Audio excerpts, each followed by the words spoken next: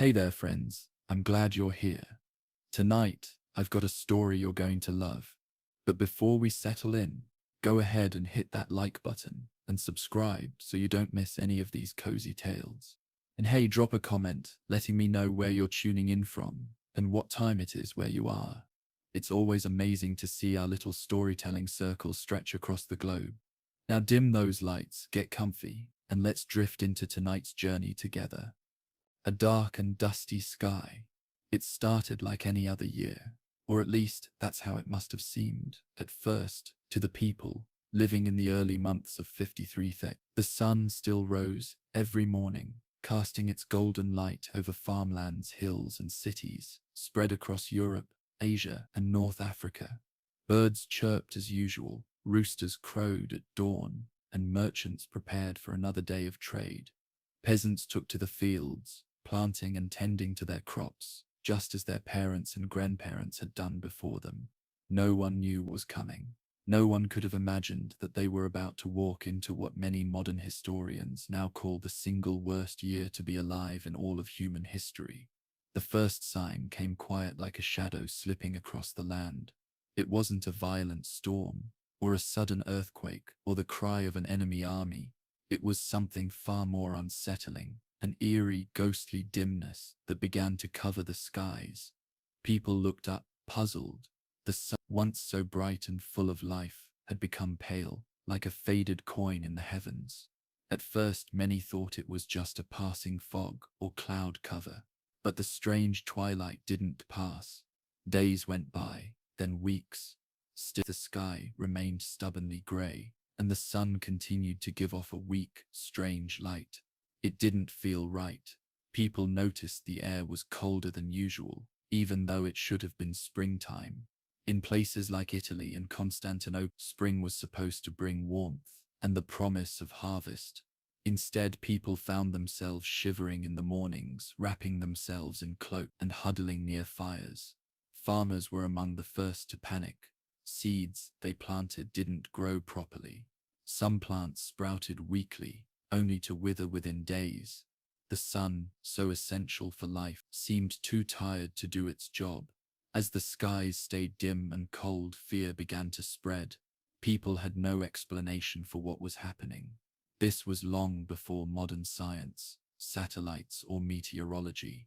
To the people of the 6th century, the sun was more than just a ball of fire in the sky. It was a symbol of life, of divine favor, of time itself. When it changed, people believed something big, something terrifying was happening. In Constantinople, the heart of the Byzantine Empire, whispers began to move through the city like wind through alleyways. Was it a punishment from God? Had the heavens grown angry with mankind? Was the end of the world near? Priests held special masses and urged people to repent. In some towns, processions marched through the streets, with people crying out prayers and carrying crosses or holy relics. In pagan communities, offerings were made to the gods of the sun sky. People begged for answers, but the heavens remained silent and grey. Over in the far reaches of the Roman world, farmers wrote in journals and letters about the sunless days. One historian from Syria named John of Ephesus wrote that the sun became dark and its darkness lasted for 18 months. He said that the sun shined for about 4 hours a day, but still this light was only a feeble shadow. Another writer from Italy noted that the sun gave no more light than the moon. These weren't exaggerations. The change was real, and it was global. In China, officials recorded reports, yellow dust in the sky and failed harvests. Snow was said to fall in the middle of summer. The cold crept into every corner of life. No one could escape it. No one was ready for it. Back in the countryside, a young shepherd might have stood on a hill watching his sheep move slowly across the frost-covered grass in the middle of June. He would have tightened his wool coat, rubbed his hands together, and looked up at that dull grey sky, wondering why it didn't feel like summer. In towns, bakers noticed that their grain supply was lower than usual. They heard fewer wagons coming in from the farms. Markets grew quiet. Where once there was noise, shouting, music, and laughter, now there was quiet tension. People started talking in hushed voices. Eyes grew wary. Some blamed sorcery. Others pointed fingers at foreigners or neighboring cities. A few began preparing for disaster, hoarding what food they had, locking their doors and refusing to share. But how do you prepare for something you don't understand? The thing about this strange dimming is that it didn't just make people cold, it made them uncertain. When the rhythms of nature break down, everything starts to feel unstable. The world felt off balance. The night no longer led naturally into day. The calendar made less sense. Time itself seemed twisted.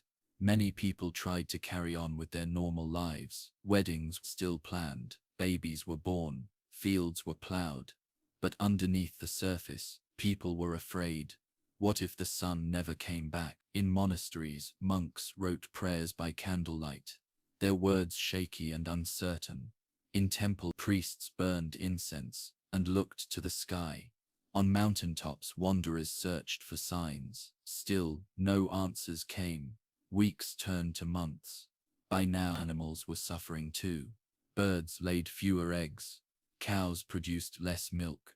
Bees couldn't find enough flowers, so the honey stopped coming. Life was unraveling thread by thread. Some places were hit harder than others. In the north, where summers were already short, crops failed completely.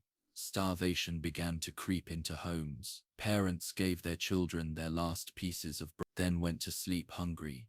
In towns along the rivers, where fishing was once reliable, even the fish seemed to vanish.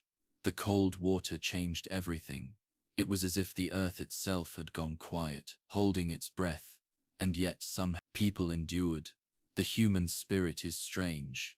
It bends, it cracks, but it doesn't break easily. People began to adapt. They found new ways to cook, using roots and dried herbs. They dug into food stores meant for winter. They turned to community, leaning on each other when they could. Some stories tell of neighbors sharing what little they had. Others speak of desperate moments, of panic, of closed gates and guarded granaries. Every place reacted differently, but no place escaped the shadow. The strange thing was that even though the skies had changed, time kept moving. Days passed. Seasons tried to shift. Children grew. People aged. By the time autumn came, the world was still dim. Leaves fell from trees more quickly than normal. Frost came early, and no one had enough food. Letters and accounts from the time are filled with sorrow. Some describe the deep silence of a village at dusk, when fires burned low and stomachs were empty. Others speak of a strange beauty, the way the mist turned the trees into ghosts, or the soft silver glow that touched the rooftops at noon. But make no mistake, it was a hard time, one of the hardest humanity had ever known. The world wasn't ending, but it felt like it might be. And the worst part was, no one knew what caused it. There were no explanations, no answers, just the endless question echoing across the land. Why? That question would not be answered for more than 1,000 years. Not until the age of science, when people could drill into ancient glaciers and pull out layers of ice like pages in a book. Not until volcanologists, historians and climate scientists could work together and finally piece together the mystery. But in 5036 AD, all they had was darkness, a dark and dusty sky, and the long cold wait for the light to return. The sun disappears. Imagine waking up every morning and looking out the window, only to find the world trapped in a permanent twilight. That's what it felt like for people living in 56 AD. The sky, once a reliable source of light and warmth, had turned into a gloomy dome of grey. The sun no longer shone like it used to. It was there, somewhere behind the clouds, but it didn't feel like the sun anymore. It glowed faint, like a dying ember in a fireplace, a ghost of its former self, and it wasn't just in one part of the world. From the forests of Ireland to the rice fields of China, people all saw the same strange sky. Even travelers and merchants who moved from place to place confirmed it. They'd ride across borders, climb over mountains, and sail across seas, only to find that the sun still looked like a pale disk, barely lighting the land. It confused everyone, and it scared them. Back then, there were no telescopes or satellites to tell people what was going on in the sky. The earth was still a mysterious place to most folks, the heaven even more so. So people turned to the stories and beliefs they knew. Some thought the gods were angry. Others believed it was a sign that the end of the world was near. In Christian area, it was seen as divine punishment, a reminder that humans had sinned and were being chastised. In other regions, it was blamed on evil omens, monsters in the heavens, or spirits who had turned against humankind. But no matter the story, the fear was the same. The sunlight, when it did come through, was weak and strange. It had a coppery hue, as if the whole world had been dipped in ash or dust. Shadows faded, colors dulled. Even flowers seemed confused, some blooming out of season, others never blooming at all. The sun no longer warmed the earth properly. Temperatures began to drop, and in some regions, summer felt like winter. Snow fell in China during the peak of summer, a strange, chilling sight that left many speechless. In places that depended on sunlight for agriculture, panic started to spread. Crops needed warmth and light to grow. Without the sun doing its job, the earth simply didn't respond the way it used to. Fields of barley turned pale and sickly. Wheat stalks were stunted. Grapevines refused to flower. Olive trees withered. Farmers tried everything. They prayed. They changed planting patterns. They even tried digging deep into the soil, hoping to find warmth or better conditions. But nature didn't listen. The problem wasn't with the farmers. It was with the sky. And it wasn't just darkness or cold. It was dry too. In some areas, rain stopped falling for weeks or even months at a time. Rivers shrank. Wells dried up. In other places, oddly enough, the weather did the opposite. Floods came suddenly, storms arrived without warning, and lightning danced across grey skies like angry scribbles. It felt like the world's climate had been thrown into a blender and switched to chaos mode. In the great cities of the time, Constantinople, Alexandria, Chang'an, people tried to make sense of it all. Scholars kept records, writing down everything they noticed. Some monks, sitting by candlelight in chilly monasteries, described the sun as being blue, or dim, as the moon. One writer in China noted the sun lost its brilliance and that stars could be seen during the day. Imagine that, walking outside in the middle of the afternoon and seeing stars above your head. That's how bad it got. But even with all those accounts, no one could figure out the cause. In the modern age, scientists began piecing together clues like detectives at a crime scene. They studied tree rings from ancient forests. You see, trees grow a new ring each year, and those rings can tell us a lot about the climate.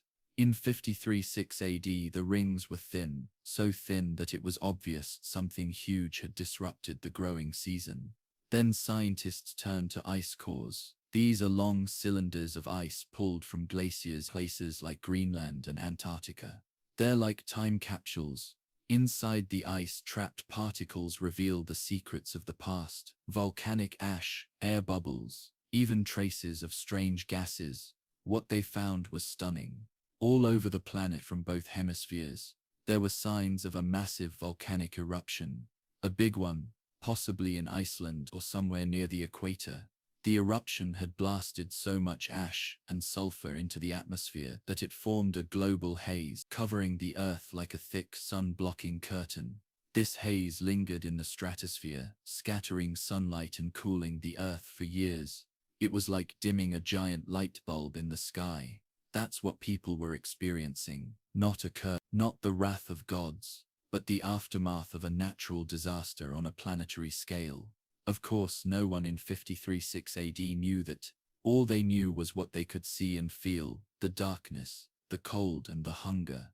In villages across Europe, families gathered around fires that never seemed warm enough. Smoke hung low over rooftops. Children asked their parents when the sun would come back, and the parents didn't know what to say. In Africa, crops like sorghum and millet failed to grow. Herds grew thin. Nomadic communities struggled to find grazing land. Starvation knocked on every door, and it didn't knock politely. It barged in. Even in India, where monsoons were a vital part of life, the weather shifted unpredictably. Droughts alternated with floods. The air turned sour, thick with dust and smoke. Meanwhile, in South America, ancient civilizations like the Mochi may have also felt the effect. Archaeologists believe some of their cities faced sudden collapse, possibly triggered by environmental instability.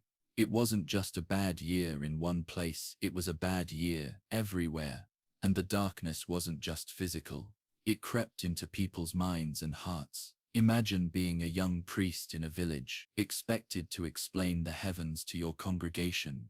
But when they asked you why the sun had gone dark, all you could do was shrug and offer more prayers. Imagine being a mother trying to feed your children with a handful of dry grain and a cracked pot of thin soup. You'd tell them stories trying to distract them from their hunger while the firewood ran low and the nights grew colder. Imagine being a traveler on the road, moving from city to city, looking for work or food, only to find shuttered gates and frightened faces wherever you went. In such a world, hope became rare. People still tried to hold on, but even the strongest began to bend under the pressure.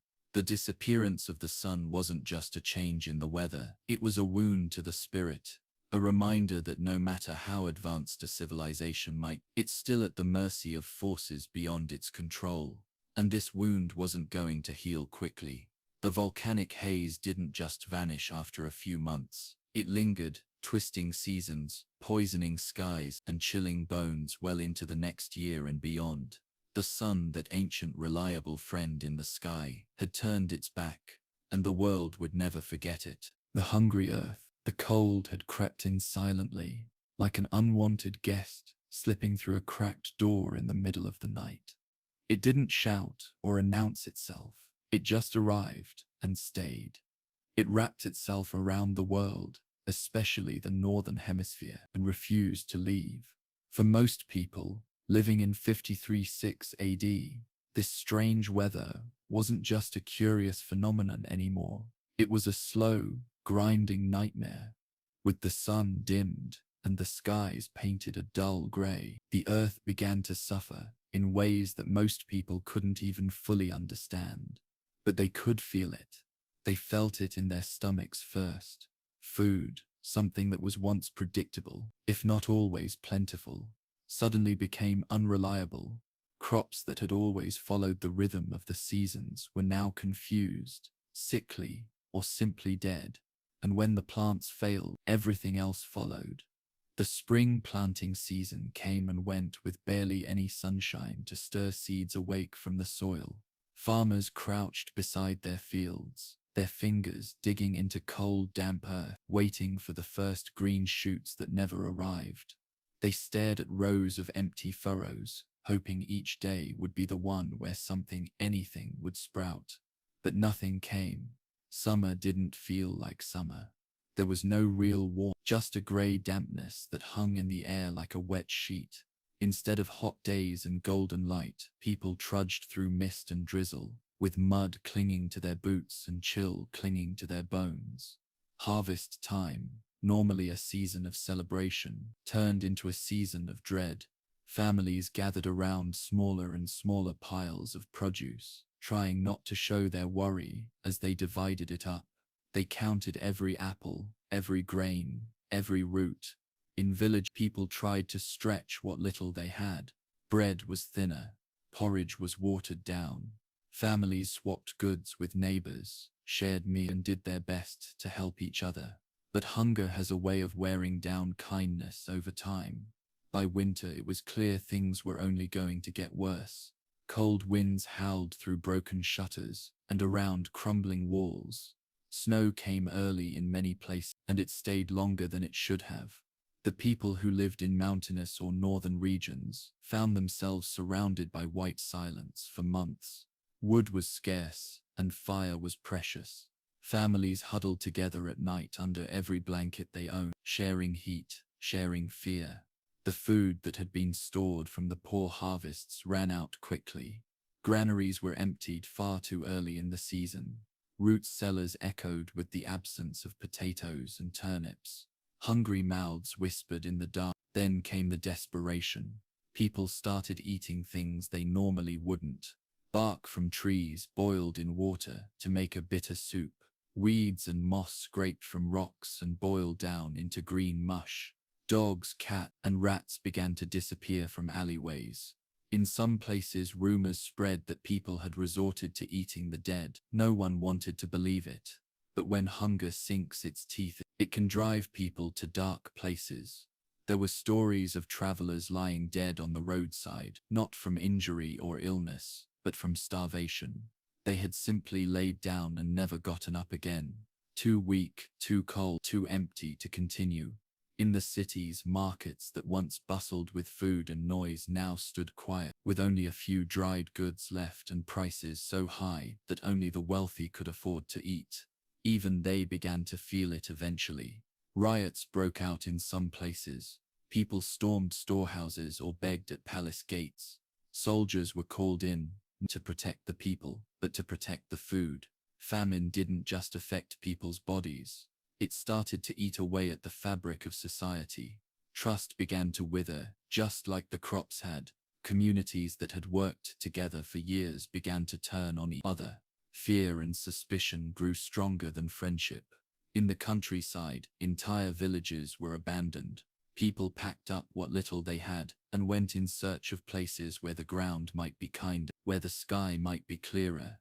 Many never made it, but famine doesn't travel alone. When people are hungry, their bodies become weaker, their immune systems falter, and sickness follows like a shadow. Diseases that were once mild became deadly. Coughs turned into fevers. Small cuts became infected. The sick rooms filled quickly, and the graveyards followed. Doctors and healers tried their best, but most of their tools were herbs that no longer grew, and prayers that seemed to go unanswered. Meanwhile, children suffered the most. Their small bodies, still growing, couldn't handle the hunger. Mothers watched helplessly as their babies cried weakly for milk that never came. Fathers walked miles just to find a crust of bread. And everywhere the question hung in the air like smoke: when will this end? Some believed that better days would come with the next season, but the seasons had lost their rhythm. Spring came late, summer came cold, winter came early and stayed. The earth felt broken. Even the animals seemed to know something was wrong. Birds flew in strange patterns, confused by the changing light. Bees disappeared from gardens. Livestock gave birth to fewer young, and those that were born were often weak or still. Insects that once lived in balance began to overrun fields as their natural predators died off. Worms rotted in the soil, no longer able to survive the cold ground. Nature was unraveling, one thread at a time. In monasteries, monks recorded what they saw with trembling hands. Their ink froze in the wells. Their candles barely flickered against the dark. They wrote of stars that could be seen at noon, of frosts that came in June, of children burying parents and parents burying children. They prayed, hoping God would see their suffering and lift the veil from the sky. But the grey clouds stayed. In China, royal court records described strange red fogs and yellow dust that hung in the air. In Ireland, annals spoke of a failure of bread and dark days. In the Byzantine Empire, chroniclers noted how the sun gave no light and how pestilence began to spread. Even in distant lands where people didn't write things down, the silence of abandoned settlements tells the same story. Some historians believe that up to a third of the population in certain areas may have died during this time, and those who survived were forever changed. For them, food was no longer just food. It was memory. It was hope. It was life itself. And when the skies finally began to clear years later, it wasn't a moment of joy, it was a slow, cautious return to normal. People were afraid to believe that it was over. They looked up at the sun and wondered if it would disappear again. They planted their fields with trembling hands, unsure if the ground would answer. They told stories of the time the world went hungry, not just to remember but to make sure their children never forgot. Because if there was one thing that it was this: the earth could be cruel, the sky could turn its back, and life could vanish in a single season. But they had also learned something else. They had endured, and sometimes that was enough. The plague arrives. When the skies finally began to lighten a little, people had barely started to recover from the hunger. Fields were still weak, harvests still thin, and stomachs still half empty. But in some corners of the world, there was hope again. Crops slowly began to grow. Farmers cautiously sowed seeds with prayers whispered under their breath. Maybe, just maybe, the worst was over. But the worst wasn't over. In fact, it was only just beginning. You see, disaster has a way of traveling in packs. When famine and cold batter the body and wear down the soul, disease is never far behind. In 5041 AD, just 5 years after the sun vanished and the earth went hungry, the world met a new monster, a shadow even darker than the skies of 5036. It came without warning, and once it arrived, it moved like a ghost, with a dagger. It started in the east, somewhere near Egypt, or maybe in the Ethiopian highlands. We'll never know exactly where, but we know this: once it started, it didn't stop. This was no ordinary sickness. This was the plague of Justinian, named after Emperor Justinian of the Byzantine Empire, who ruled from Constantinople. The plague would eventually claim tens of millions of lives across the known world. Some say nearly half the population of the Byzantine Empire perished. Think about that. Every second person gone. The first signs were simple enough.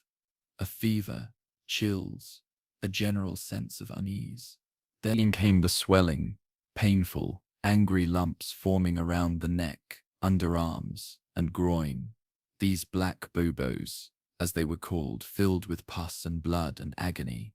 And once they showed up, you didn't have much time left. People would fall ill in the morning and be dead by nightfall. Some collapsed in the streets, others died alone in their homes, and many died so quick there was no one around to bury them. In Constantinople, the great jewel of the East, the plague swept through the crowded city like fire through dry grass. This was a city filled with merchants, travelers, priests, nobles, workers, and soldiers, all packed together in tight alleys and shared wells. Perfect conditions for a killer that traveled from person to person with every cough and breath. Emperor Justinian himself caught the plague. He was bedridden for weeks, his body trembling with fever, his mind slipping in and out of reality. Somehow he survived. But survival didn't mean safety. Not for him, and not for anyone else. Bodies began piling up faster than anyone could manage. Graveyards filled up within days. Churches overflowed with corpses. At first, they tried to bury the dead properly, with prayers and rituals. But soon they couldn't keep up. Ditches were dug just outside city walls. Mass graves, wide and deep, swallowed thousands. And still the bodies kept coming. The smell was unbearable, a mix of rot, sweat, fear, and sickness. Air grew heavy with it. Birds stopped flying overhead. Even the rats, the original carriers of the plague, seemed to vanish, as if even they knew death had gone too far. People fled the cities, hoping the countryside might be safe, but they carried the sickness with them. Villages that had barely survived the famine now faced something even worse. A sickness they couldn't see, couldn't understand, and certainly couldn't stop. Whole families disappeared within a week. Some locked themselves inside their homes and were never seen again. When someone dared to open the door days later, they'd find silence, stillness, and the unmistakable stench of death. In the cities, fear transformed people. Neighbors stopped speaking to each other. Friends turned away. Families abandoned their sick. Priests stopped giving last rites. Doctors refused to enter infected homes. And honestly, who could blame them? No one understood how the plague worked. Germ theory didn't exist yet. People believed it came from bad air, angry gods, evil spirits, or even punishment for sin. They lit incense and pruned herbs and sang hymns, but the plague didn't care. It swept through Egypt, the Levant, Persia, and into Europe. Ships brought it to ports in Italy, Greece, and Spain. Merchants unknowingly carried it along the Silk Road, weaving the threads of death through trade and travel. In Africa, trade towns fell silent. In Asia, monasteries were emptied. In France and Britain, stories spread of ghost towns and unburied corpses. Historians today believe the plague may have killed 25 to 50 million people over the course of a few decades. That's not a typo. It's not an exaggeration. That's nearly half the population of the entire world back then. The numbers are almost impossible to wrap your head around. Try to imagine it anyway. A family of 6, only 2 survive. A city of 100,000 reduced to 50,000 within a year. An empire that once ruled over half the world, now struggling to fill its armies and plant its fields. And the worst part, it wasn't over in a week or a month. The plague of Justinian came in waves. It would quiet down for a year or two, and then return just as strong, or even worse. It haunted the world for over 200 years, 2 centuries. An entire generation could be born, live, and die during a lull in the plague, only for their children to face the horror all over again. Imagine growing up hearing stories of the plague day, only to find yourself living through them a few years later. Fear became a permanent part of life. Art from the period shows skeletons dancing with humans, a grim image called the Dance of Death. It was a reminder that death spared no one, not kids, not peasants, not children, not old men. In some parts of Europe, people formed strange religious movements, flagellants, who whipped themselves in public, hoping that self-inflicted pain would please God and drive away the plague. They marched through villages, bleeding, begging for mercy, but the plague kept coming. Economies collapsed. With so many dead, there were fewer farmers, fewer builders, fewer merchants. Food became scarce again. Prices soared and coin lost its value. In some places, money stopped mattering entirely. Governments crumbled. The Byzantine Empire never fully recovered its strength. Wars were paused, treaties forgotten, borders faded, armies shrank, cities lost their influence.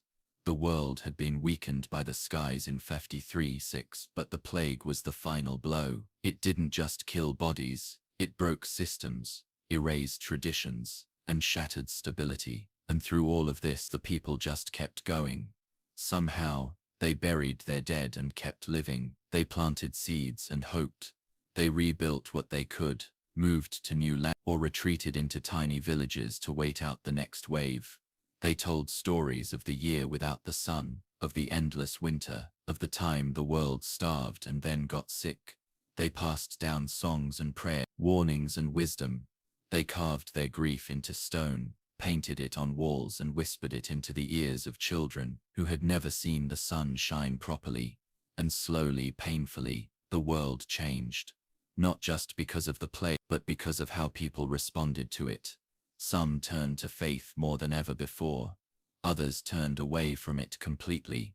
Some became more generous, more community-minded. Others became hard, bitter, and guarded. But no one remained the same.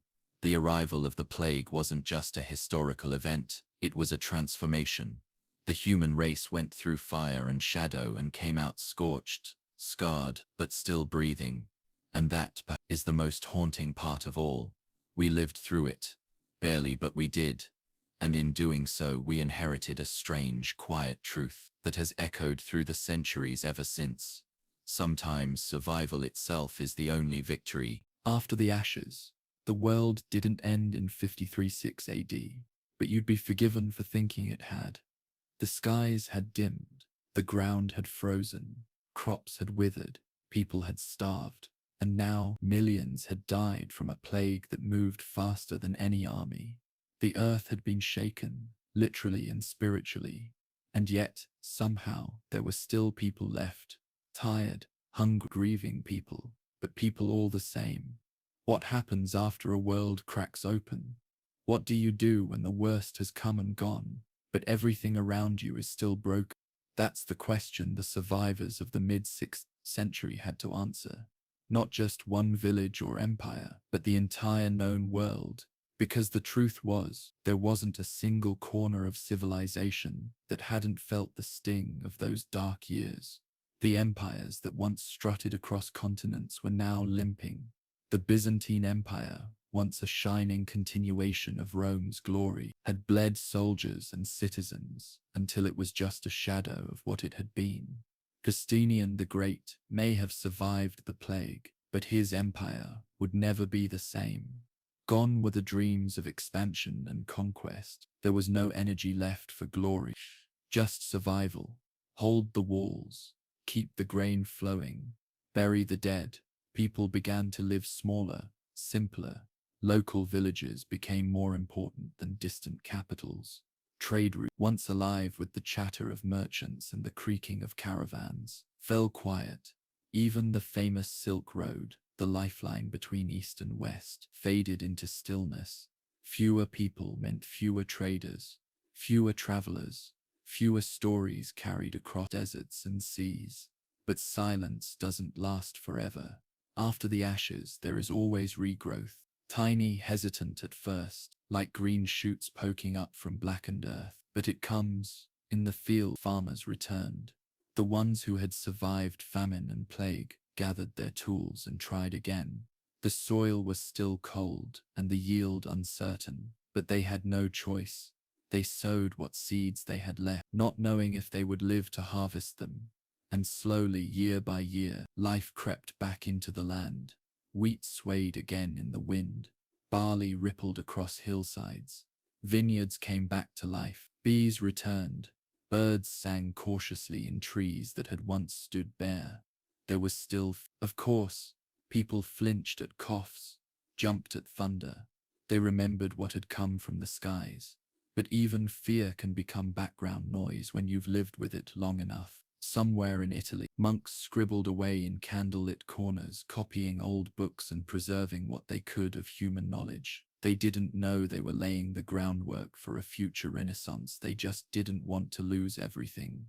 In Ireland, where the plague hadn't hit as hard, scholars and scribes worked tirelessly, creating illuminated manuscripts full of beauty and brilliance. They became unlikely guardians of Western learning.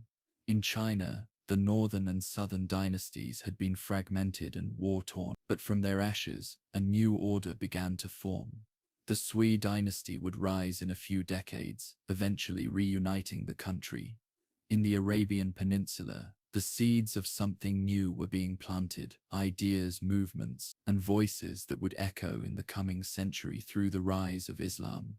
In the highlands of Central America, the Maya quietly continued building their temples, calculating their stars, and carving their histories into stone. Not everyone had fallen, not everyone had been destroyed, but even in places that seemed untouched, the memory of darkness lingered. Because when a generation suffers, its pain doesn't vanish, it gets passed down. In stories, in scars, in the way parents hold their children a little tighter, in the way villages hoard grain, just in case, in the way churches fill with prayer at the first sign of storm. The years after the disaster weren't filled with celebrations. There were no parades for survival. There was just work, tilling soil, rebuilding walls, teaching children who had never known a time without fear. And while many dreamed of a return to how things were before, most knew deep down it wasn't coming back. The world had changed, climate had shifted, economies had collapsed, entire towns had vanished, knowledge had lost, populations had shrunk. But within that loss was something else, space to begin again. Power structures that had once seemed immovable were now weakened, old ways of thinking had cracked, new ideas crept in through the fractures. In some regions, peasants gained a little more say in their own lives. With fewer workers, landowners needed them more than ever. Wages slowly rose, freedoms quietly expanded. Not everyone, and not for long, but the ripples were there. And in the east, a quiet revolution had already begun. High in the Tibetan plateau, a new empire was taking shape, one that would influence the cultures and trade routes of Asia for generations. In India, Buddhism continued to spread, offering comfort and structure in a world that still felt unstable. And in Africa, along the Nile, survivors gathered in ancient cities, continuing the long story of a land that had seen empires rise and fall 100 times before. Each corner of the earth had its own version of art. None of them were easy. All of them were slow. But together, they formed something incredible, a kind of quiet resilience. Not the dramatic, cinematic kind you see in stories, but the real kind. The kind that wakes up every day still breathing, still trying, even when there's no guarantee of success. It was in those quiet years after the worst had passed that the world began to knit itself back together. Not with gold or glory, but with patience, with sweat and hope and stubbornness, with people choosing again and again not to give up. By the time the 7th century rolled around, the skies had cleared, the sun had returned, seasons had stabilized, crops grew more consistently, populations recovered slowly, and history, as it always does, began to pick up speed again. New empires rose, old ones fell, religions spread, borders shifted, trade resumed, books were written, art was made, children were born who would never know what it felt like to live without the sun. But their grandparents remembered, and in dusty corners of the world, elders still whispered about the year the sky went dark, about the snow that fell in summer, about the black swellings that ended lives in hours, about the silence of cities, and the hunger that gnawed bones. They didn't have the words for climate disaster or volcanic winter or Yersinia pestis, but they remembered enough to warn the next generation, to always plant extra grain, to never ignore a cough, to treasure the light of the sun, even on ordinary days. And that, more than anything, is how we know they were still human. Not because they built great cities or led mighty armies, but because even in the wake of unimaginable suffering, they kept going. They built again, loved again, hoped again. The world didn't end in 53-6. It just paused. It faltered. It learned how to breathe again. And when it exhaled, the long shadow of those dark years finally began to lift. A glimmer of sunlight. By the time the worst of the chaos began to ease, and the skies no longer looked like a smudged canvas of grey ash, people started to notice something they hadn't seen in years. The sun. At first, it wasn't bright or warm or anything like the sun people remembered from their childhoods. It was pale and thin, like a sickly eye trying to blink through a veil. But it was there, and that mattered more than anything. You'd think something like sunlight wouldn't mean much after all the death and disease and hunger. But to someone who had spent years living in darkness, who had walked through villages full of silence and rot, a sliver of sunlight wasn't just light, it was proof that maybe things really were starting to change. People didn't trust it at first. They squinted at the sky and waited for the clouds to smother it again. They assumed another winter was waiting just around the corner, ready to steal the warmth back. But the days stretched a little longer. The mornings grew just a little brighter. The snow came later, and it melted sooner. Spring actually started to feel like spring again. And slowly, very slowly, people began to lift their heads, literally and emotionally. They looked each other in the eyes again. They talked more, even laughed now and then. The air, which had once felt so heavy with soot and fear, now carried smells again. Soil, grass, rain. The things that remind you the earth is still spinning. In fields across Europe and Asia, the farmers planted not just what they needed to survive, but what they hoped might flourish. They didn't always have the seeds they used, but they made do. They experimented, borrowed, traded. Some crops failed, others thrived. But the point was, people were trying again. They weren't just surviving anymore. They were building something. Villages that had been half abandoned during the worst years started to fill back up. People who had fled to the mountains or deeper into the forests began returning to the places they once called home. And in those places, they didn't just rebuild what was lost, they reshaped it. Churches were restored with more modest stonework but stronger walls. Town squares were reopened with simpler decorations, but more heart. The children born during the dark years, those who had never seen a full harvest or a real summer, ran through fields and played in rivers like it was the most normal thing in the world. They didn't carry the same weight as their parents. They didn't remember the worst of it, and that was a good thing. Every now and then, someone older would stop and just watch them run, quietly amazed that life had dared to continue after so much had been lost. In some places, people began carving stories into stone, painting them onto walls or weaving them into fabrics. They wanted to remember. They wanted to honor the ones who didn't make it.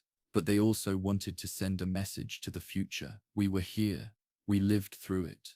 We made it. Trade began to stir like a river that had been dammed too long. Old routes were checked and reopened. Caravans formed slowly, tentatively. People still feared strangers. Disease had taught them that. But the pull of spices, silk, and salt was strong. From Constantinople to Alexandria, from Damascus to Delhi, markets grew louder. Carts rumbled again. Coins clinked. Deals were made with cautious smiles. In the east, Buddhist monks returned to pilgrimage routes that had long been empty. In the west, priests traveled between villages offering both prayers and news. And along the great rivers of Africa, fishing boats returned to the water. The world, in bits and pieces, was waking up. Of course, it wasn't all peace and recovery. There were still warlords who saw weakness as opportunity. There were still kings desperate to reclaim what they had lost or to take what others had rebuilt. There were still feuds and raids, betrayals and battles. But underneath it all, there was movement, growth, hope.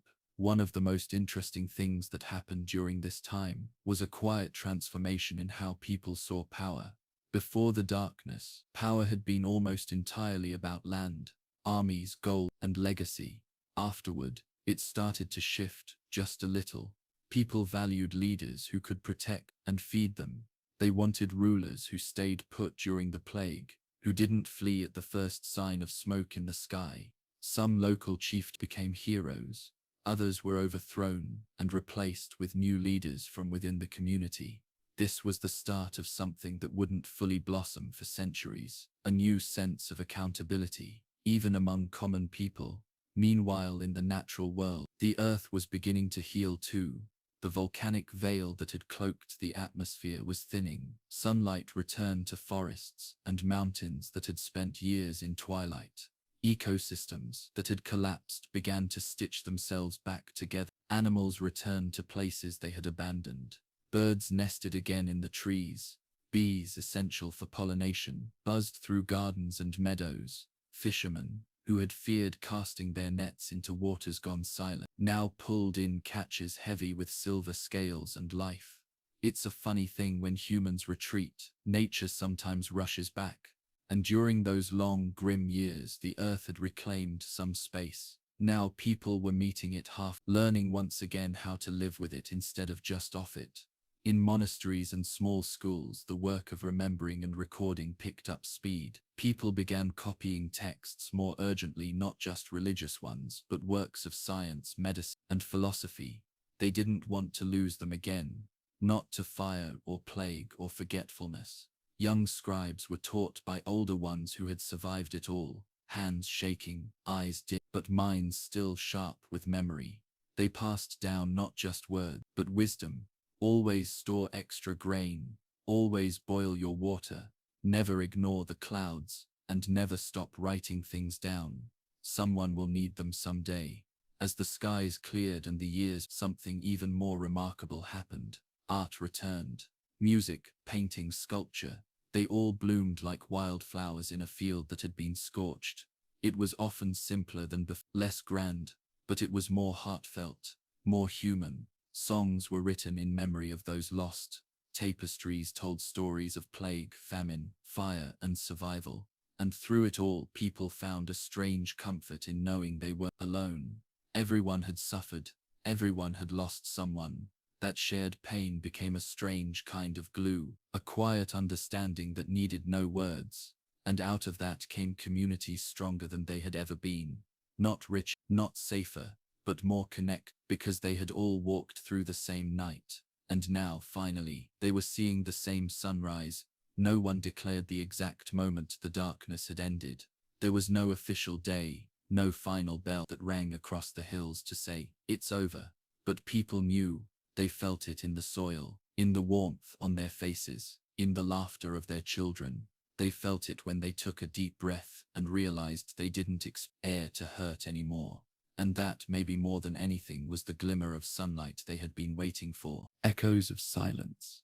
The world had changed irrevocably, and the hardest part was not the pain of loss, it was the silence that followed. In a time when everything seemed to scream, from the bombs to the disease, the quiet that lingered afterward was deafening. It crept into every corner, filling spaces that had once been full of life and sound. The silence didn't just come from the absence of voices. It came from the absence of certainty, of direction, of understanding what had happened and why. The days stretched on, and it felt as though time itself had become suspended, as if the world had put everything on pause. People wandered through their routines, but nothing held the same weight anymore. The things that once mattered, the work, the festivals, the celebrations, had all become distant memories, like echoes from a life that no longer seemed to exist. And in the midst of this stillness, the people were left to ask themselves the question that no one seemed to have an answer for. What now? What was the point of pushing forward when it felt like nothing would ever be the same again? How did you rebuild when the very foundation of everything you knew had crumbled into dust? For many, the answer was to simply keep going, one foot in front of the other, one day after the next. There was a kind of quiet determination in the way people moved through the world, an unspoken understanding that even if they didn't know what came next, they had to keep going, because that was all they could do. Yet this quiet determination wasn't enough for everyone. For some, the silence wasn't just uncomfortable, it was suffocating. It was as if the world had been holding its breath for too long, and now that everything had settled, no one knew how to exhale. There was an overwhelming sense that something was missing, something essential, and no amount of work or distraction could fill the void. Some tried to drown out the silence with noise, more work, more travel, more entertainment, but it didn't work. The louder they tried to make the world, the emptier it felt. The harder they worked, the more they realized that the things they were working for no longer held any meaning. Nothing could replace the people who were gone, the moments that had been lost, or the sense of purpose that had evaporated into the ether. Others turned inward, seeking solace in books, in solitude, in contemplation. They tried to make sense of what had happened, to find some kind of meaning in the chaos. Some found peace in their newfound stillness, while others struggled with the weight of their own thoughts, the echoing questions that they couldn't answer. But perhaps the hardest part for everyone was the uncertainty about future. It wasn't just the uncertainty of what the world would look like, it was the uncertainty of what they would become in this new world. They had survived, yes, but survival was only half of the equation. The real question was what kind of people they would be on the other side of all this. And yet, even as they grappled with these questions, life began to shift, ever so slightly. It wasn't a dramatic change, it wasn't some grand revolution, but it was enough to make people take notice. In the quiet spaces between the pain, the world began to reawaken, slowly, cautiously. People began to rebuild, not just their homes, but their communities, their connections, and perhaps most importantly, their sense of hope. The rebuilding process wasn't easy. There were still so many scars, physical, emotional, and spiritual, that needed to be tended to. It was a slow process, and there were days when it felt as though no progress was being made at all. Yet, little by little, people began to gather together again.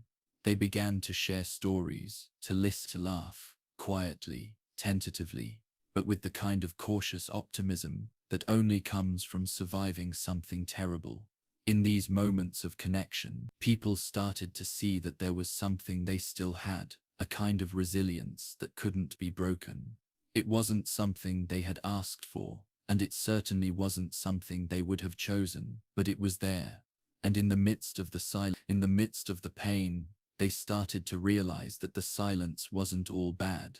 It was in the silence that they were forced to listen to themselves, to each other, to the world around them. Perhaps that was the greatest lesson the world had learned in this strange, uncertain time.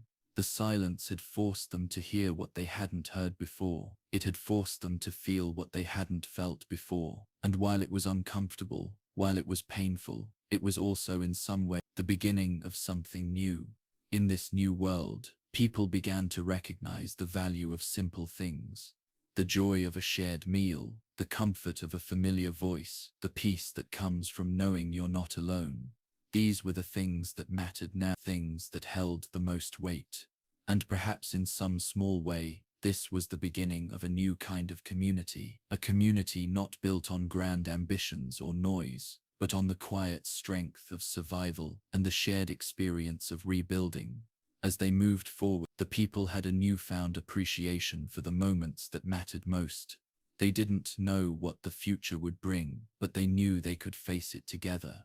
And perhaps that was all anyone could ask for, just to keep moving forward together, in the silence, until something new was born from it. And in the end, it was this quiet resilience, this unwillingness to give up, that would carry the world through the darkest of times. The silence had taught them to listen, to reflect, to rebuild, and most important, to find meaning in the smallest of moments. It wasn't the end of the world, but the beginning of a new one. The weight of memory. The world was a quiet place now, quieter than it had been in living memory, and that silence was heavy with the weight of memory. It wasn't just the quiet in the streets or the stillness of abandoned homes. It was the quiet that had settled deep inside people's hearts. It was the kind of silence that didn't come with peace, but with regret, with longing, and with the echoes of lives lost and forgotten. As the years passed since the great tragedy, people found themselves looking back more and more, trying to make sense of what had happened and why it had to happen in the first place. Every corner of the world seemed to hold a memory of that time, a marker of something that had once been vibrant, now gone cold and silent. But even in that silence, there was a strange sense of knowing that something important had changed forever, that they were all different because of what had passed between then and now. It wasn't that they had forgotten, far from it. Every day, as the sun rose and set, they carried the memories with them, some of which still stung with rawness, others that had become dull from years of repetition. But there were also those memories, the ones that had been buried deep under the weight of survival, which had begun to resurface in quiet moments when no one was looking. The faces of lost loved ones, the sound of their voices, the places they had visited, the fragments of a life that seemed impossibly distant now, as though they belonged to someone else. People had become so focused on surviving, on rebuilding their homes, their lives, that they had pushed the past to the back of their minds. It was easier that way, wasn't it? To keep moving, to keep your hands busy with work and your mind busy with thoughts of what had to be done tomorrow. But as the years passed, it became clear that no amount of hard work could erase the imprint of those memories. They were there, seeing everything, quiet conversations over dinner, when someone would casually mention a name or a place that was now gone, and for just a second, there would be a shift in the air. It wasn't something anyone really spoke about, not directly at least, but it was there, like an unspoken agreement, that they all knew what had been lost, even if they didn't always say it aloud. And then there were the dreams. People had started to talk about them more often as the years went on, the dreams of those they had lost, dreams that brought them back for a brief shining moment, before disappearing like wisps of smoke. Some nights, the dreams felt almost too real, too vivid, too close, and when they woke up, the ache of loss would come rushing back sharper than ever before. They weren't just dreams, people said, they were messages, as if their loved ones were trying to tell them something, trying to reach out from the world beyond. It was difficult to know what to do with all of this, the weight of memory, the echoes of the past. Some people carried it with them, cradled it like a precious relic they couldn't bear to put down, even though it hurt to hold. Others tried to cast it aside, bury it in the deepest recesses of their minds, hoping that by forgetting they might find peace. But peace was a tricky thing in this new world, hard to hold on to, harder still to find in the midst of so much change. The young ones, the children, who had been born after the disaster, had heard the stories, the legends of the time before, the stories of how the world had once been full of noise and color, full of laughter and light. They didn't fully understand, of course, but they could see the way their parents looked when they spoke about the past. They saw the faraway look in their eye, the way the weight of memory would settle on their shoulders like a cloak. And they knew that something was missing, even if they couldn't name it yet. It wasn't just the adults who felt this, though. The children, too, had their own sense of loss, a loss that wasn't necessarily for something they had experienced, but for something they could never know. They were born into a world where everything was different, where the echoes of the past haunted every street and every home. Even if they didn't always understand why, they felt it in the way their parents would sigh when a memory resurfaced, in the way the sky looked just a little too grey, or the world seemed a little quieter than it should be. It was strange how memory worked. It wasn't something you could control. It had a way of showing up uninvited when you least expected it. The simplest things, a scent in the air, a song on the wind, a familiar old tree, could bring it all rushing back, flooding your mind with memories of a time that felt so distant, yet so close at the same time. It was like a door had been left slightly ajar, and every now and then, a gust of wind would sneak through, carrying with it fragments of a life that couldn't be reclaimed. But there was something else that had begun to happen as the years wore on. The memories, while still painful, began to feel less like chains and more like something to be honored. People began to understand that they didn't have to bury the past to move forward. They could carry it with them, like a torch lighting the way ahead. It wasn't easy, and it wasn't fun, but there was a sense of purpose in it, a sense that maybe they could learn from the past rather than be trapped by it. And slowly, very slowly, the world began to shift again. It wasn't dramatic. It wasn't like everything suddenly became bright and full of hope, but there were signs, small signs, that things were changing. People began to laugh again, not in the way they used to, but in a quiet, more thoughtful way, as though they had learned to savor the moments of joy they could find. They began to work together again, not out of obligation, but out of a deeper sense of connection, as though they were rediscovering what it meant to care for one another. And so, as the years stretched on, the weight of memory, though still heavy, became something people learned to carry together. It wasn't easy, and it wasn't quick, but they found their way step by step through the silence and the sorrow, towards something new, something built from the ashes of what had once been. They carried their memories with them, not as burdens, but as part of who they were. Just as the past had shaped them, so too would it shape the future. In the end, memory became not just something to endure, but something to embrace. It was a part of the fabric of life, woven into the very soul of the world. And as long as they carried it, as long as they allowed it to remind them of both the pain and the beauty that had come before, they would keep moving forward together. The path of rebuilding. The world had changed forever, and there was no going back to the way things used to be. Some days, it felt like the old world existed only in faded memories, fragments of a time that seemed to belong to someone else, to a different version of themselves. But every morning, as the sun rose over the horizon, people found themselves taking small, hesitant steps towards something new. They called it rebuilding, but it was more than that. It was an attempt to restore a sense of meaning, to find some semblance of normalcy in a world that had been shattered. It wasn't easy. The scars of the past were everywhere, etched into the landscape, the buildings, and the hearts of everyone who had lived through it. But there was also something else, something quiet and resilient, that grew in the aftermath of the chaos.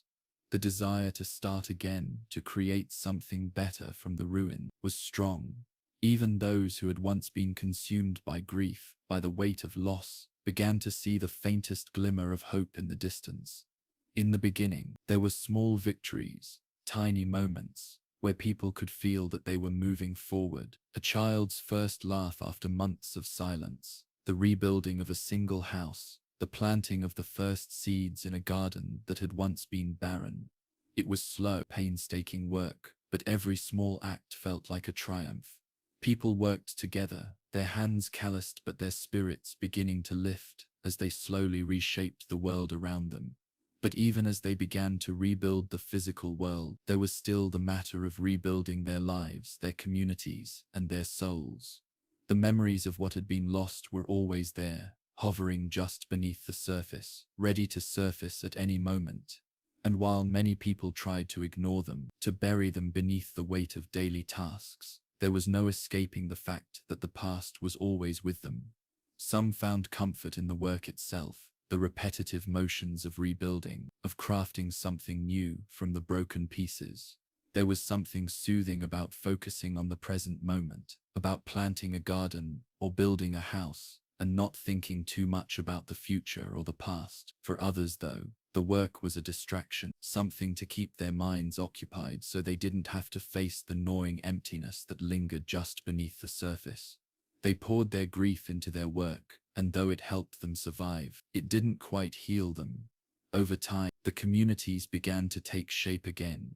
People started to build homes, schools, and places of worship, symbols of hope, symbols that life could go on. There were moments of joy, moments when laughter once again filled the air, when children played in the streets and neighbors helped one another rebuild what had been lost. But there were also moments of uncertainty, moments when it seemed like the weight of everything that had happened was too much to bear. People would stand in the ruins of what had once been their home, staring at the empty space, wondering if they could ever truly make it whole again. Still, the drive to rebuild was stronger than the fear of failure. There was a collective understanding that this was not just about constructing buildings, it was about rebuilding lives, about finding purpose and meaning again in a world that had been shattered. They were learning to live with the past, to acknowledge it without being consumed by it, to honor it without allowing it to define them. It wasn't just the physical buildings that needed reconstruction, but the connections between people as well. Trust had been broken during the chaos, and it was difficult to rebuild that trust. People had seen their neighbors turn against one another, had watched as the bonds of friendship and community crumbled under the weight of fear and desperation. But now, in the aftermath, there was a slow, steady effort to mend those fractured relationships. It wasn't easy, and it wasn't always successful, but it was happening. The act of rebuilding communities was not just about putting up walls and roofs. It was about rebuilding the social fabric, the ties that held them all together. There were shared meals, late-night conversations, and moments of laughter that started to weave the threads of connection again. People began to remember what it felt like to belong, to share in one another's joys and sorrow, and slowly but surely the communities began to heal. For those who had lost family and friends, the rebuilding was particularly hard. How do you move forward when a part of you is missing? How do you smile, laugh, or find joy when your heart is heavy with loss? For many, it was a long and difficult journey to find a way to carry their grief without letting it consume them. Some found solace in the memories of their loved ones, holding on to the small, precious moments they had shared together. Others sought comfort in new connection, building bonds with people who understood the pain of loss and who could offer a shoulder to lean on. The rebuilding was also an act of remembrance. It was important not to forget the past, not to forget the lives that had been lost, the people who had been left behind, and the lessons learned. Every home that was rebuilt, every tree that was planted, was a tribute to those who had gone before, to those whose lives had been cut short by the catastrophe. And so, the people didn't just rebuild for themselves, they rebuilt for the memory of those they had loved, for the hope that their efforts would honor the past while creating a better future. As time passed, the world began to look a little different. The scars of the past were still there, but they had become part of the landscape, part of the story of how the world had survived. The new buildings were sturdier, the roads were wider, and the communities were closer knit. But even as things started to look better on the outside, people still carried their memories with them, and that was okay. They didn't have to forget the past to move forward. They just had to learn to live with it, to accept it as part of who they were. The act of rebuilding was not just about constructing a new world. It was about redefining what it meant to live in a world that had been broken. It was about finding new ways to connect, to love, and to heal. And though the path was long and filled with obstacles, the people knew that they could face whatever came next, as long as they did it together. And so little by little the world began to rebuild, not just with bricks and mortar, but with hope, love, and the unwavering belief that even after the darkest of times, there was still a way forward. Finding the new normal, there was a quiet hum in the air, like the world was holding its breath, waiting for something to happen. The dust had settled, the immediate chaos was over, and now the people were left with the quiet, often uncomfortable task of learning how to live again. How do you find peace after everything has been turned upside down? How do you start to feel like life is worth living when everything you once knew has been shattered? It wasn't easy, but then again, nothing ever really is. There were no blueprints for this kind of recovery, no maps or instructions to follow.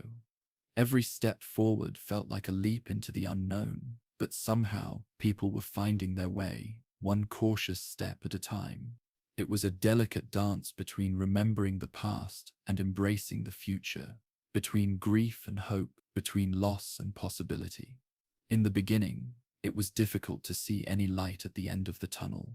There were still reminders everywhere of what had been lost: empty homes, empty streets, the quiet spaces that used to be filled with the sounds of life. The world felt quieter now, not in a peaceful way, but in a way that made you wonder if the noise would ever return.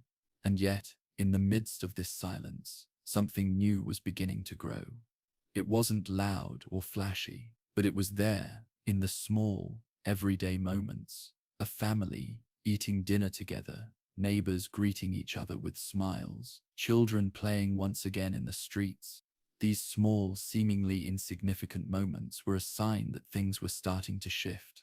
People were learning to live again, to find joy in the simple things. The weight of grief was still there, lurking in the background, but it no longer felt like it could crush them. They had learned how to carry it, how to let it exist without letting it take over their lives. One of the hardest things to adjust to was the absence of what used to be considered normal. Before the world had changed, life had a certain rhythm, a predictability to it. People knew what to expect, what their days would look like, what their futures might hold. But now, everything was different.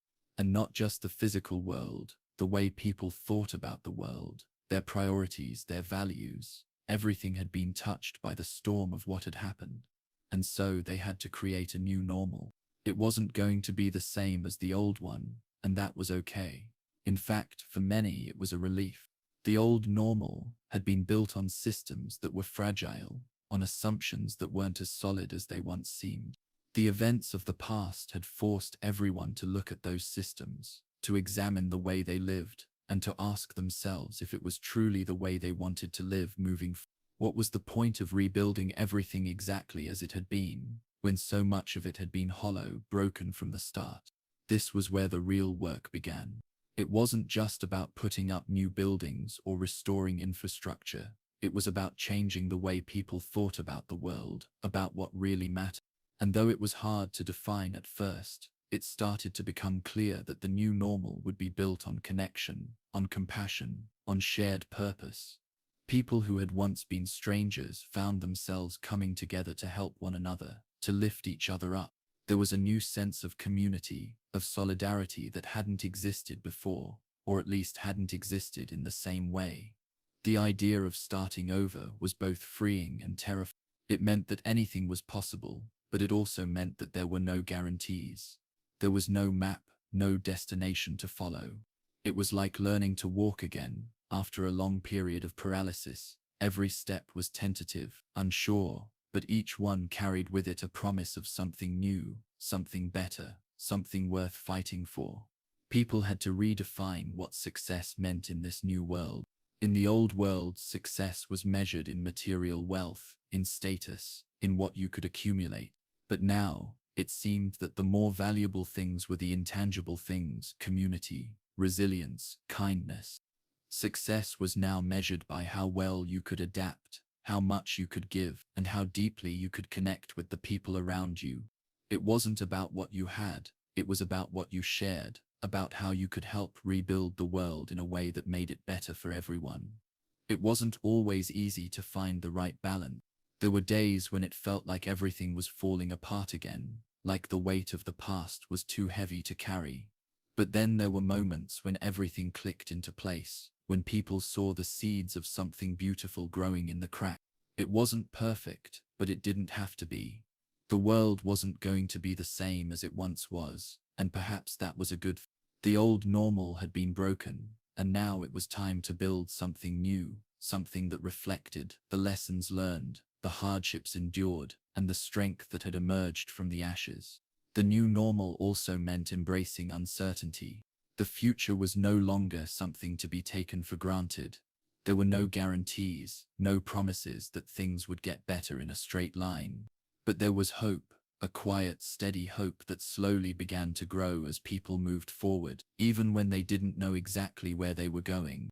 It was the kind of hope that didn't expect perfection, but that believed, deep down, that things could improve if everyone worked together. And so life began to take on a different rhythm. It wasn't as predictable as it once had been, but there was beauty in that unpredictability. There was room for spontaneity, for creativity, for exploration. People were learning to appreciate the little things again: the warmth of the sun on their faces, the sound of laughter in the air, the simple joy of being alive. There were still challenges, of course, and there were still days when the weight of the past felt too heavy to bear. But there was also an understanding that those hard days didn't define the whole picture. There were moments of grace, moments of kindness, moments of growth that made it all worth it. The new normal was not something that happened overnight. It was something that was built slowly and surely, day by day. And though the world would never be the same as it was before, perhaps that was exactly what the world needed. Sometimes it takes something truly devastating to help people realize what really matters, to help them find the strength to rebuild, to find meaning in the midst of chaos. And so people carried on, with hope in their hearts and resilience in their bones, learning to live in the new world they were creating, one step at a time. A new dawn. There was something undeniable about the way the morning light crept into the world.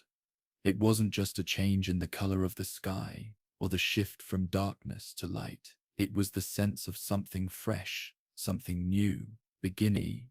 The people who had survived, who had endured the worst years of their lives, were waking up to a new dawn.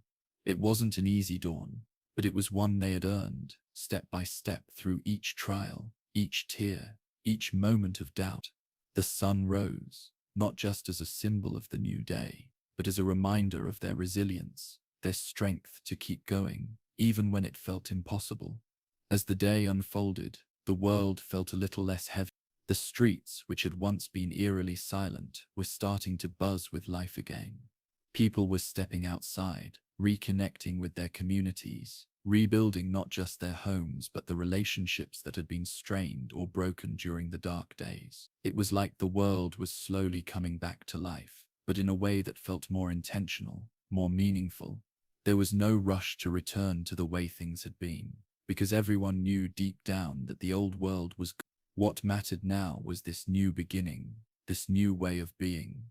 In the early days of recovery, people had clung to old ideas about work, success, family, and even about what it meant to be happy. But over time, the understanding began to shift. Happiness, it turned out, wasn't found in the things people had once thought it was. It wasn't in the big houses or the fancy cars, or even in the career achievements they'd once strived for. It was found in the small, quiet moments. It was in the laughter shared over a simple meal, in the warmth of a hug from a friend, in the quiet satisfaction of knowing that you were doing your best every single day. The world had in many ways been stripped down to its essentials, and in that process it had become clearer what truly mattered. People had learned to find joy in the simple. The idea of making it big seemed so distant now, so irrelevant, that it almost felt strange to think about. What mattered was that they had each other, that they had survived, and that they had the chance to rebuild together. The morning light was symbolic in another way too.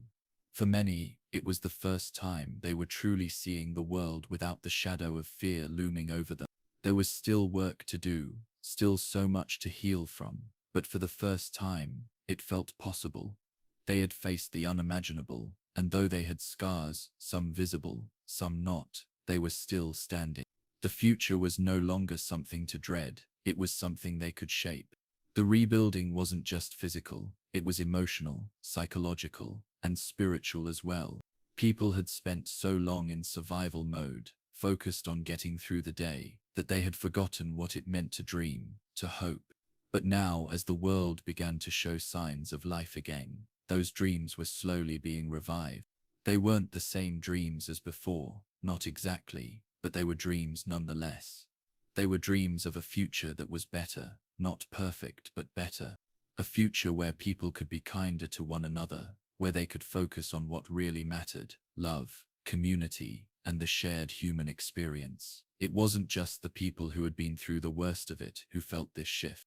The younger generation, those who had only known the world of chaos and loss, began to see the beauty in the everyday. They were witnessing for the first time what it meant to rebuild, not just structures but relationships, memories and tradition. They were seeing, firsthand, the power of resilience, of people coming together to heal after tragedy. And though they didn't have the same experiences as those who had lived through the hardest years, they understood something that went deeper than words.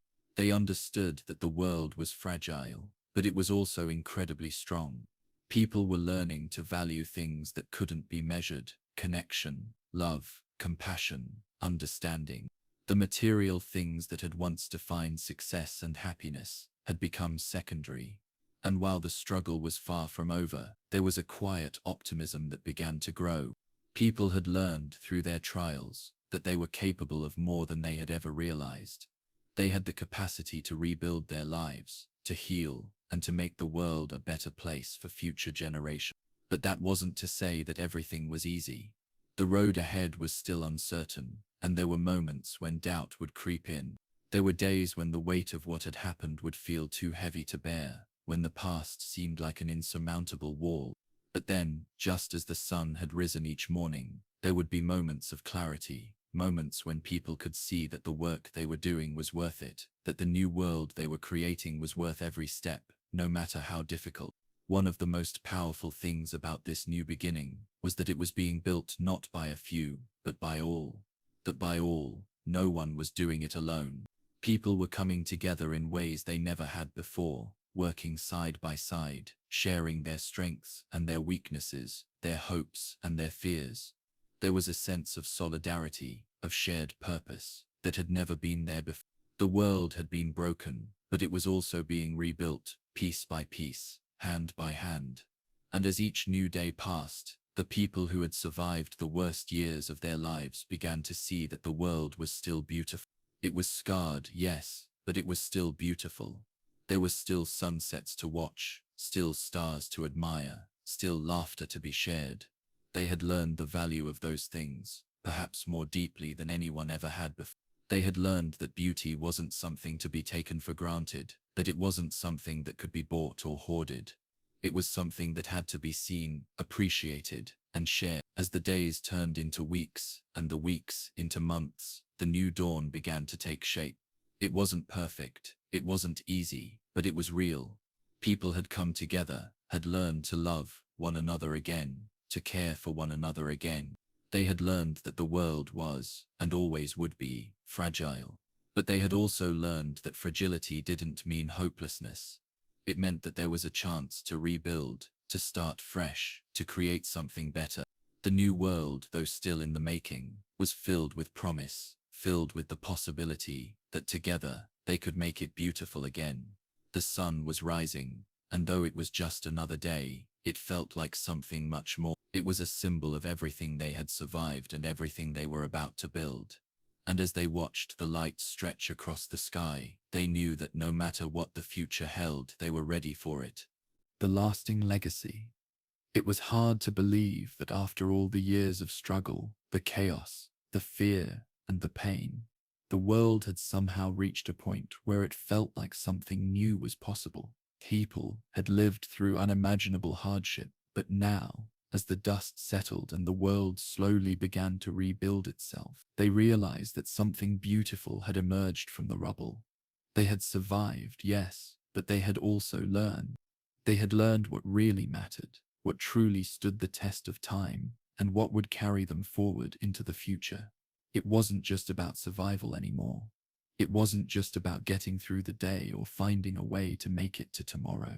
It was about creating something that could last, something that would endure, long after the echoes of the past had faded. It was about laying the foundation for a new world, one built on the lessons of the past but focused on the promise of the future. And as they looked around, they saw that it wasn't just a dream, it was becoming a reality. The people had learned to rebuild not just their homes and their cities, but their very way of life. They had learned to value things that they had once taken for granted: family, community, kindness, and understanding. They had learned that happiness wasn't something to be chased or earned. It was something that could be found in the simplest moments, in the smallest acts of love and care. They had learned that the world could be a better place, but only if they worked together, if they looked out for each other, and if they treated one another with the respect and compassion they all deserve. As time passed, the scars of the past began to fade, but the lessons remained.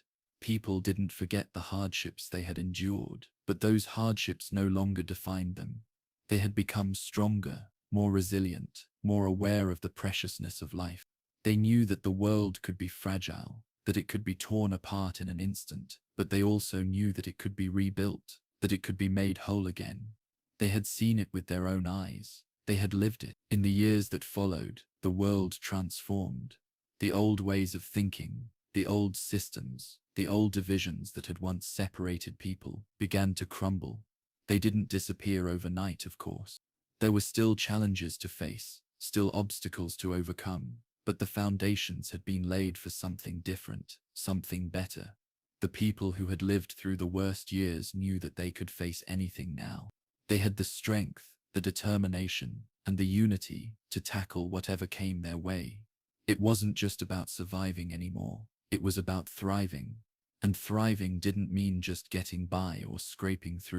It meant living fully, living with purpose, living with the kind of joy and passion that comes from knowing that you've made it through the storm.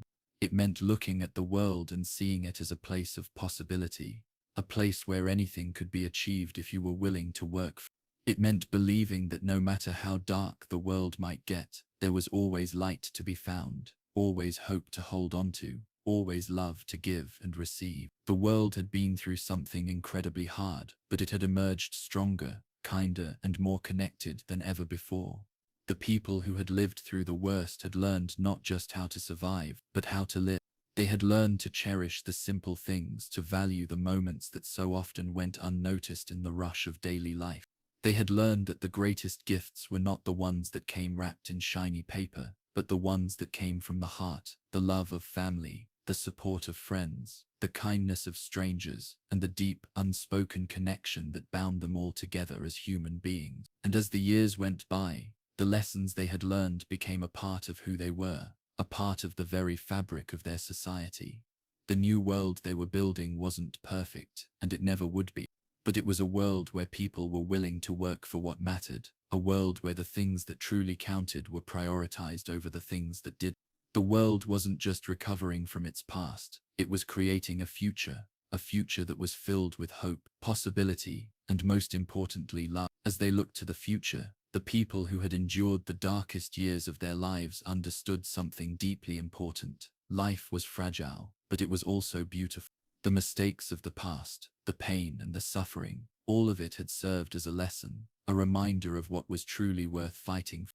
They knew now that they could overcome anything, that nothing was impossible, that anything was possible if they worked together, if they supported one another, and if they never lost sight of what truly mattered. The world wasn't just surviving anymore, it was thriving.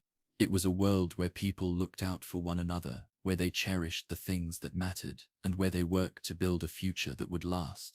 And as they looked back on all that they had endured, all that they had overcome, they realized that the worst year in history had also been the year that had brought them to this moment. It had been the year that had taught them the most important lessons of all, that life was worth living, that love was worth fighting for, and that together they could build a future that was brighter than they had ever imagined. And so the legacy of those who had lived through the worst years of their lives was not just one of survival, but one of hope, resilience, and love. It was a legacy that would last, a legacy that would be passed down through the generations, a legacy that would remind future generations of the strength of the human spirit, the power of unity, and the beauty of life itself. As the world moved forward, those who had survived the darkest days of their lives continued to carry that legacy with them. They passed it on to their children, their grandchildren, and to the world around them. And in doing so, they ensured that the lessons they had learned would never be forgotten. The world had been through its worst, but it had come out stronger, kinder, and more beautiful than ever before. And in that new world there was hope for a future where anything was possible, where love could conquer all, and where the human spirit could never be broken.